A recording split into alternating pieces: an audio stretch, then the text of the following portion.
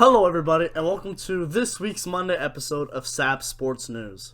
Yeah, you might be noticing I am in a different spot than I was in last week. I did not have time to make my setup, so this week we're going to mix it up and try my cam. After the Flyers won games 5 and 6 against the New York Islanders to force 7 games, both in overtime, the stage was set for a spectacular Game 7. The Flyers started off good. They had some good chances, good offensive zone time, especially early on, which they did not have.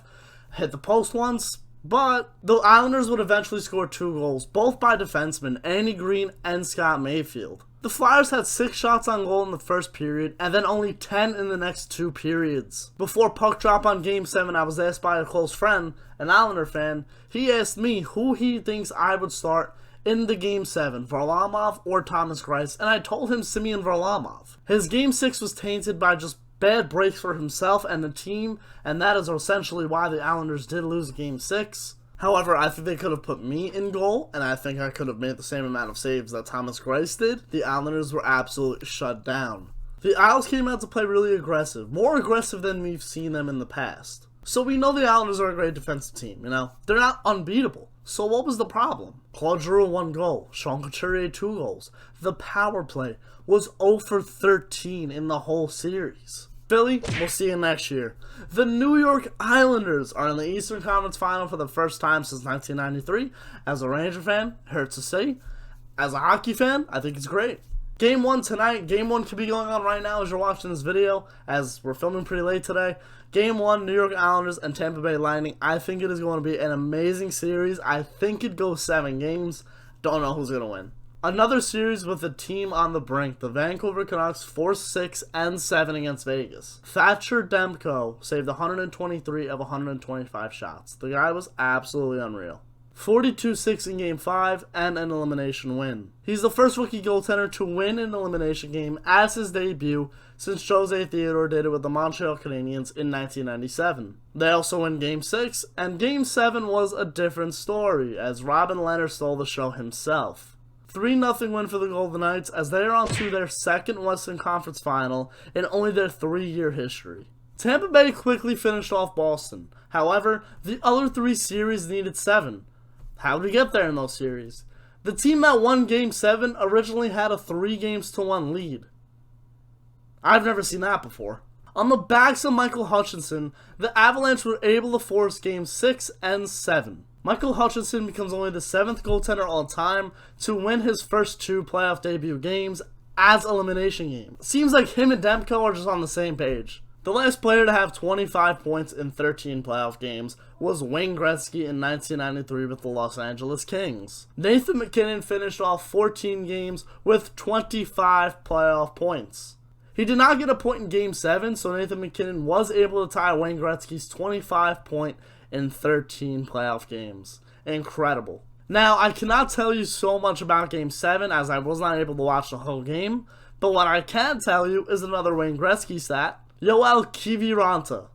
His first 3 career playoff goals, his first career playoff hat-trick, his first career playoff hat-trick overtime winner. You can go on and on. The kid made history in Game 7 for Dallas. The last player to score a Game 7 hat-trick was Wayne Gretzky, the same year, 1993. And only the second player all time to score an overtime winner in the same game. Esa Tikkanen did it back in 1991. New York Rangers Stanley Cup champion Esa Tikkanen did it in 1991 with the Edmonton Oilers. It's also funny how both Wayne Gretzky stats, which are really big stats and kind of hard to do, go back to the same playoff season in 1993. The guy was unreal. The second round is over. We are on to the conference finals. Last night, the Dallas Stars took on the Vegas Golden Knights, and Dallas tapped into their regular season tendencies. They shut down the Golden Knights. The Golden Knights were coming off 3 games in 4 days, and the Dallas Stars were coming off 3 games in 5 days. Anton Khudobin was solid for Dallas, and that's all he had to be until the 3rd period for his first career playoff goose egg. Like I said, the Stars did not give Vegas anything in the first 2 periods. Vegas with a huge push in the 3rd period, but the Stars hung on for the win. The only goal scored last night in the Game 1 was John Klingberg, a defenseman, of course. The goal only happens by Jamie Benn driving to the net and John Klingberg able to pick up the puck in the high slot and wire it home as the game winner early in the first period. I like the way the Stars played that game. I like the way they have been playing already. I think it'll be interesting to see what Ryan Reaves will do in Game 2, how he'll maybe energize the team a little bit more. He was suspended in Game 7 against Vancouver for a hit to the head on Tyler Mott and was able to miss Game 1. Game 2 tomorrow night. Now let's look at my playoff bracket. As you can see here, we got the Western Conference pretty locked down. As for the East, I don't know what's wrong with me. I don't know what to do. I suck. I suck. Now we'll move on to the news of the week. Last week, one of the first stories we've ever done was about Todd Reardon. He was fired from the Washington Capitals and now goes back to the team that originally gave him his NHL coaching debut, in the Pittsburgh Penguins. Todd Reardon was an associate coach from 2010 to 2014. A couple years later, he assumes the same exact role until 2 seasons ago with the Washington Capitals. Now, he is back in Pittsburgh, in a rival city of the Washington Capitals. He will be working with longtime head coach of the Penguins, Mike Sullivan, as Mike Sullivan now enters a year where he needs to perform. We know about his 2 cups, but Mike Sullivan now has had a couple first-round exits of his team. They're aging. They made that trade for Kasperi Kapanen. I do not think Jimmy Rutherford is done yet, making moves to improve the team. However, this is a huge year for Mike Sullivan. Todd will be in charge of the defense and the team's power play. Now who will be in charge of the team's forwards and penalty kill? Mike Vellucci. Mike Vellucci led the AHL Charlotte Checkers, the Carolina Hurricanes minor league affiliate, to a Calder Cup in 2018-2019. This is his first ever NHL coaching gig. Congratulations, Mike Vellucci. Welcome to the Metropolitan Division. Now we'll move on to some New York Rangers news as we move on to our second story, and it's about the New York Rangers coaching staff. The New York Rangers exited the play-in round by a sweep of the Carolina Hurricanes. Only a few weeks before they took the ice for their first game against Carolina, assistant coach Lindy Ruff eventually left the team to go pursue a head coaching job in Jersey. Yeah, Lindy, you're going to be hated here. So they went into the offseason looking for an assistant coach. John Davidson, Jeff Gorton, and David Quinn eventually got their man.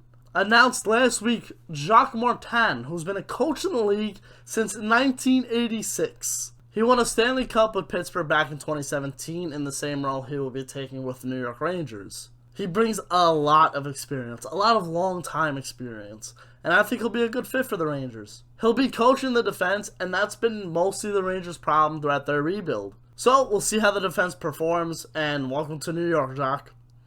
And oh boy, we're moving on to my favorite story of this episode.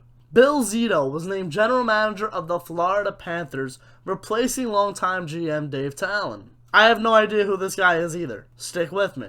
Zito was the founder and a former president of Acme World Sports, a player agency. He does have NHL experience. He was the assistant GM of the Columbus Blue Jackets since 2013. What's interesting is that Wasserman eventually obtained Acme World Sports, a sports marketing and talent agency once again, and they apparently are a powerhouse in sports. But anyway, I think this is a good hire for the Panthers. They do need to shake some things up and start making some noise. The Bob contract isn't looking too good right now. You have one of the best centers in the game in Alexander Barkov, and a 3-time Stanley Cup winning coach behind your bench. Let's see the move Zito will make as his first offseason as a general manager. Now we'll move on to some injuries around the league. I only have one on the list this week. It's Sidney Crosby, who had arthroscopic wrist surgery and will be out 3 to 4 weeks. Last Tuesday, the Los Angeles Kings had their pens out. They re-signed winger Austin Wagner at 3 years at $1.3 million a season. Carl Grundstrom, who was acquired by the LA Kings in the Jake Muzzin deal, signs for a 2-year at league minimum. The Kings will definitely looking to make a turn this season. I think they're definitely looking to be more competitive than they were last season. A lot of young kids coming up for them. Excited to see what the Kings do. Just seems like the GMs don't understand that the playoffs are still on. St. Louis Blues and Montreal Canadiens make a trade.